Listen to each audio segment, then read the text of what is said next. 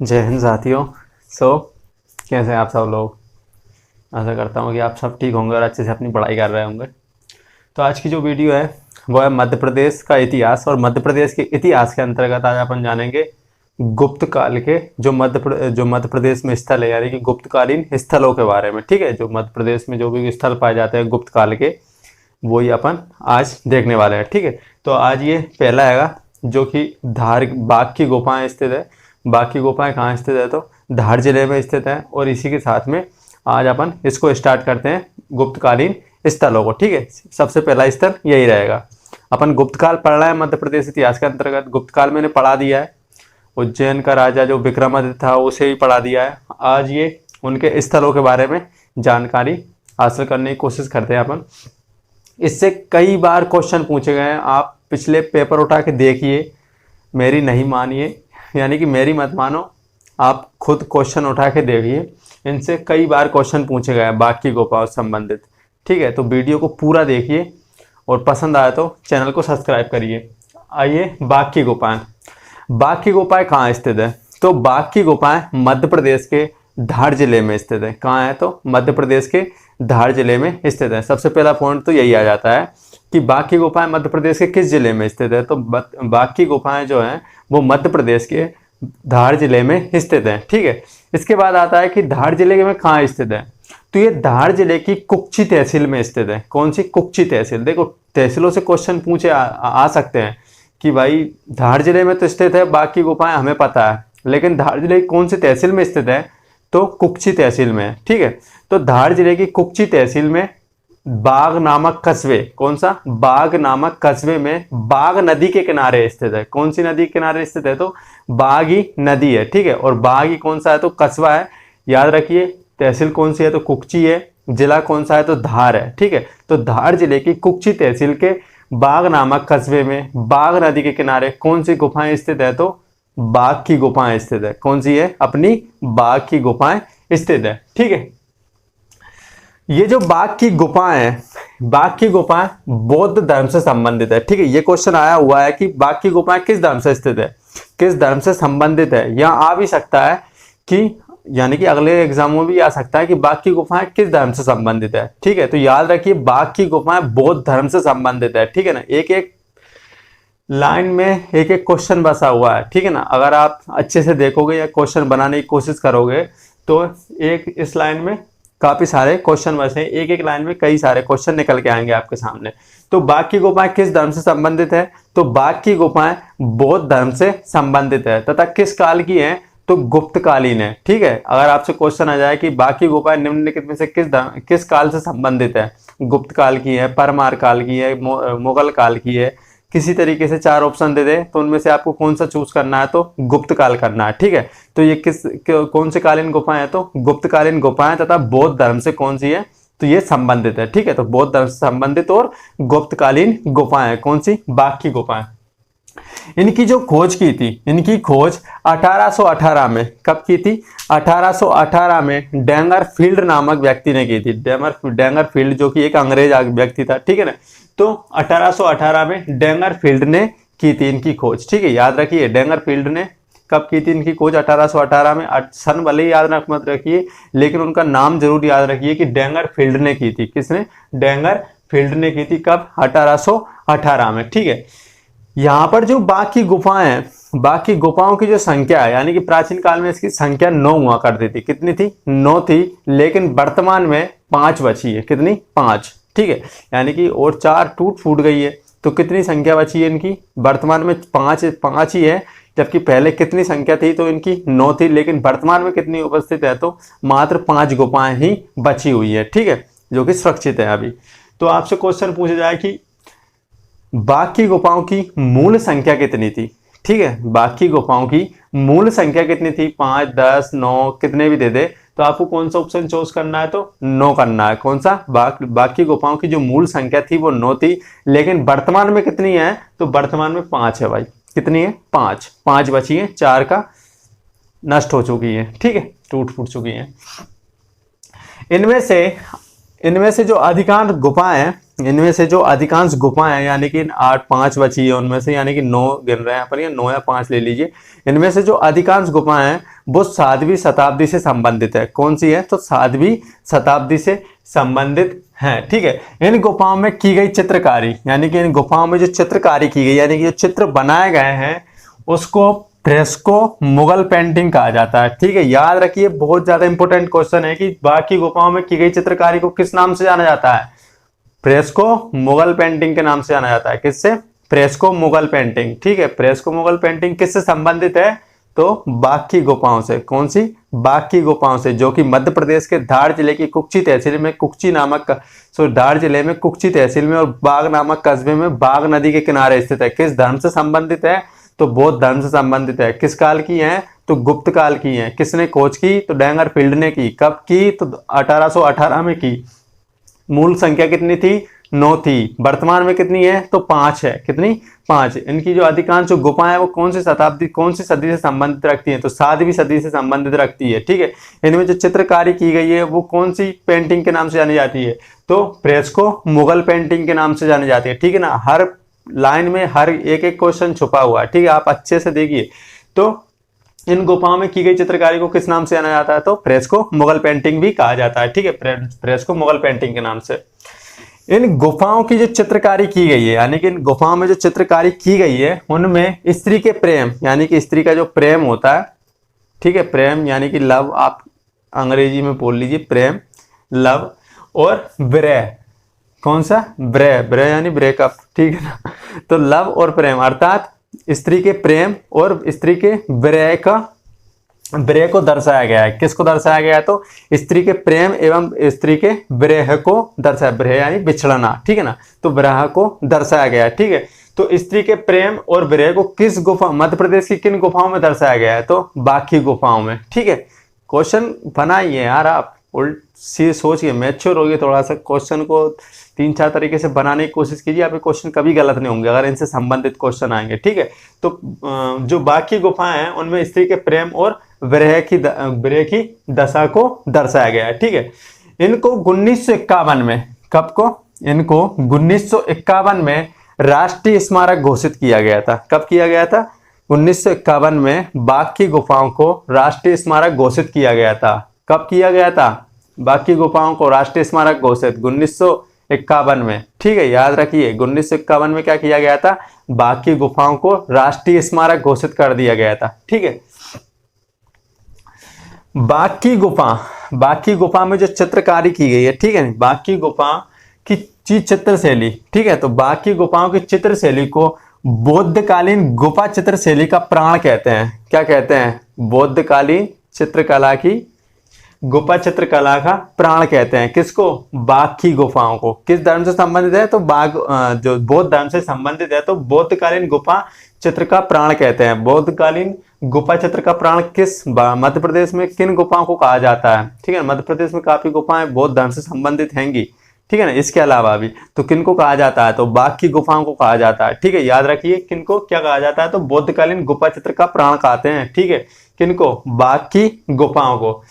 इसके अलावा गुफा नंबर 2, कौन सी? गुफा नंबर 2 में 2 का जो सर्वाधिक प्रसिद्ध चित्र है, यानी कि गुफा नंबर 2 में एक चित्र है जिसका यानी कि मूर्ति है, उसको क्या कहा गया है? तो पद्म पाणी बुद्ध का है। यानी कि जो चित्र स्थित है, यानी कि जो चित्र गुफा नंबर 2 में स्थापित है, वो किन से संबंधित है? तो पद्म पाणी बुद्ध से संबंधित है। किससे? पद्म पाणी बुद्ध से संबंधित है। ये काफी ज्यादा फेमस है, गुफा नंबर 2 में पाया जाता है। ठीक है ना, आपको 5 ऑप्शन दे देंगे, 4 ऑप्शन दे देंगे, किन गुफा, कौन से नंबर की गुफाओं में पद्म पाणी बुद्ध की मूर्ति स्थापित है, कौन सी है? क्वेश्चन ऐसे आएगा कि बाघ की गुफाओं में बाकी गुफाओं में कौन सी गुफा में पद्म पाणी बुद्ध की प्रतिमा स्थित है? ठीक है, ऑप्शन दे देगा, पहली, दूसरी, तीसरी, चौथी, 5वीं। तो आपको कौन सा यूज करना है?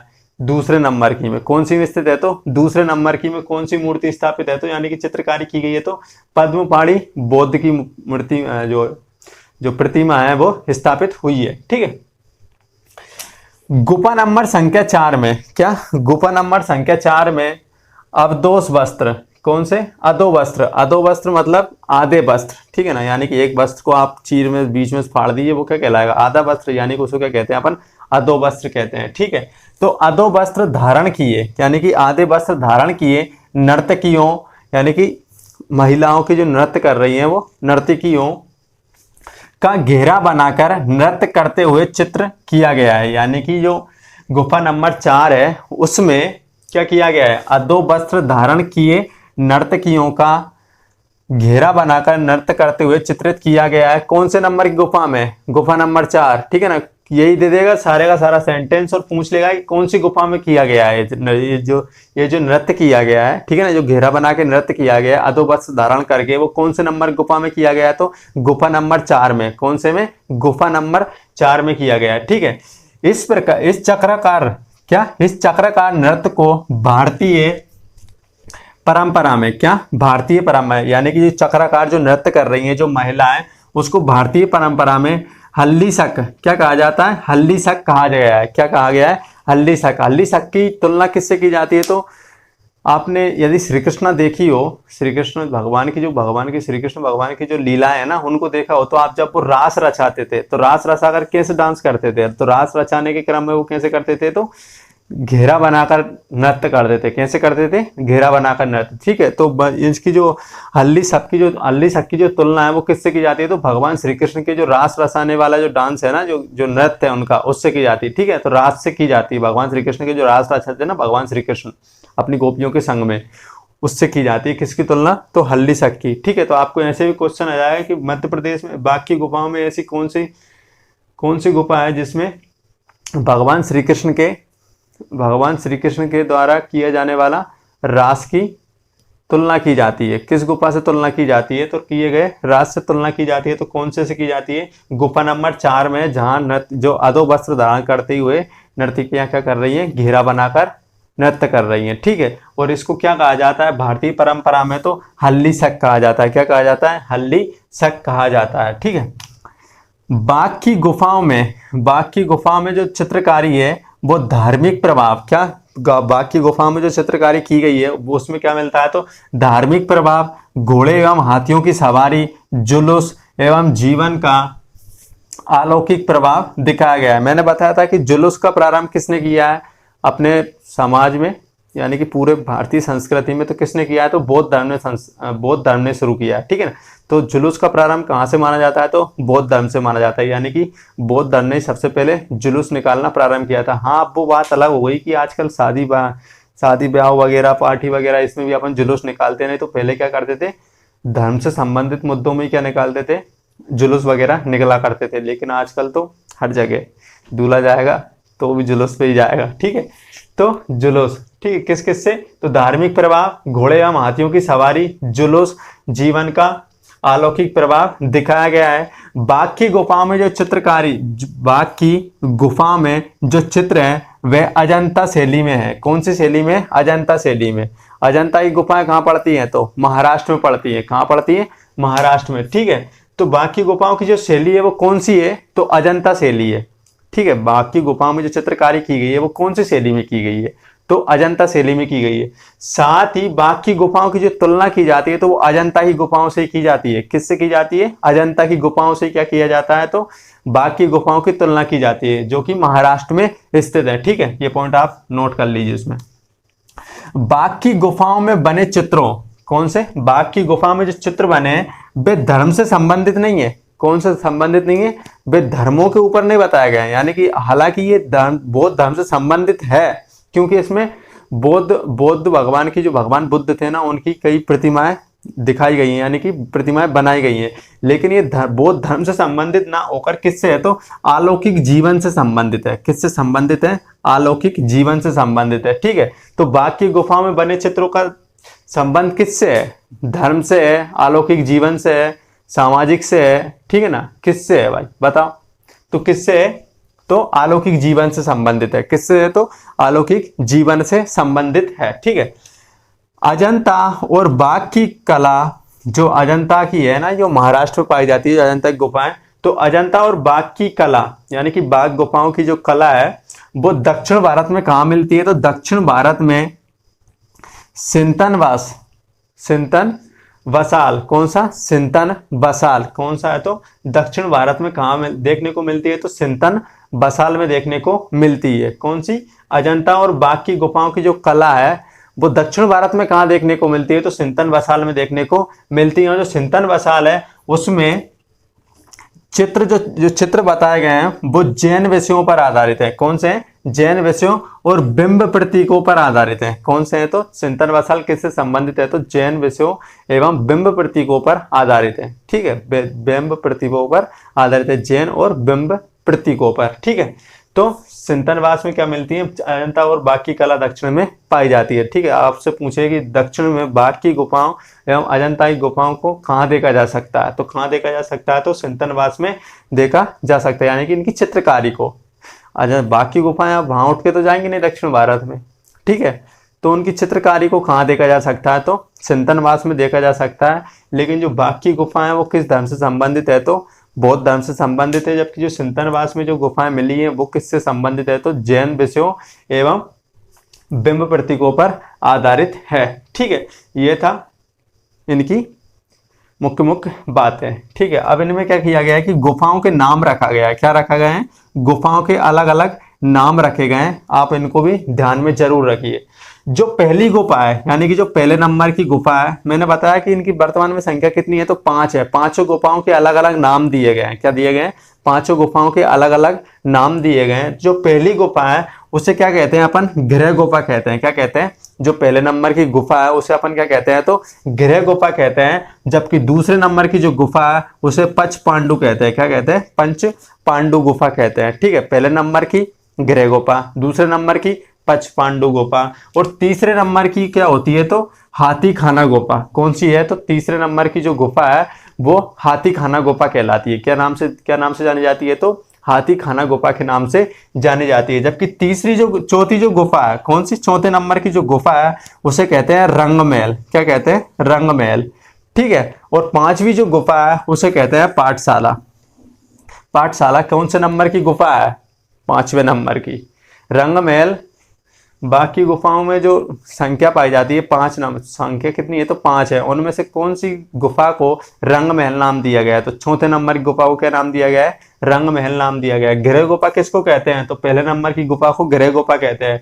दूसरे नंबर की गुफा को क्या नाम दिया गया है, तो पंच पांडु नाम दिया गया है। तीसरी गुफा को किस नाम से जाना जाता है, तो हाथी खाना गुफा के नाम से जाना जाता है। चौथी गुफा को किस नाम से जाना जाता है, तो रंगमहल के नाम, रंगमहल गुफा के नाम से जाना जाता है। पांचवी गुफा को किस नाम से जाना जाता है, तो पाठशाला गुफा के नाम से जाना जाता है। ठीक है, आप इनको 1-2 बार फेरिए, बोलिए, ज्यादा से ज्यादा 2-3 बार बोलेंगे, ऐसे ही याद हो जाएगा। एक बार और बोलिए मेरे साथ में। पहली गुफा गृह गुफा, दूसरी गुफा को किस नाम से जाना जाता है, तो पंच पांडु के नाम से। तीसरी गुफा हाथी खाना गुफा, चौथी गुफा रंगमहल गुफा, पांचवी गुफा पाठशाला गुफा। पहली गुफा गृह गुफा, दूसरी पंच पांडु, तीसरी हाथी खाना, चौथी रंगमहल, पांचवी पाठशाला। ठीक है, हो गई याद? बस याद ही होना चाहिए। बाकी गुफा कहाँ है, तो मध्य प्रदेश के धार जिले की कुक्षी तहसील में बाघ नामक कस्बे में बाघ नदी के किनारे स्थित है। कौन से धर्म से संबंधित है, तो बौद्ध धर्म से संबंधित है। किस काल की है, तो गुप्त कालीन है। खोज किसने की थी, तो डेंगरफील्ड ने। कब? 1818 में। मूल संख्या कितनी है? 9। वर्तमान में कितनी है? 5 है। ठीक है, इसमें क्या किया गया है, तो इन गुफाओं में जो चित्रकारी की गई है उसको किस नाम से जाना जाता है, तो फ्रेस्को मुगल पेंटिंग के नाम से जाना जाता है। इन गुफाओं में जो चित्रकारी की गई है उसमें स्त्री के प्रेम और स्त्री के विरह को दर्शाया गया है। इनको 1951 में क्या किया गया था, तो राष्ट्रीय स्मारक घोषित किया गया था। बाकी गुफाओं में बाकी गुफाओं की चित्रशैली को बौद्धकालीन गुफा चित्र का क्या कहते हैं अपन? प्राण कहते हैं। ठीक है, गुफा नंबर 2 का सर्वाधिक प्रसिद्ध चित्र कौन सा है, तो पद्मपाणि बुद्ध का है। ठीक है, गुफा नंबर 4 में अधोवस्त्र धारण किए नर्तकियों का घेरा बनाकर नृत्य करते हुए चित्रकारी किया गया है। इस चक्रकार नृत्य को भारतीय परंपरा में हल्ली शक क्या नाम दिया गया है, तो हल्ली शक कहा गया है। हल्ली शक की तुलना किससे की जाती है, तो भगवान श्री कृष्ण के रास से की जाती है। ठीक है, जो रासलीला रचाते थे।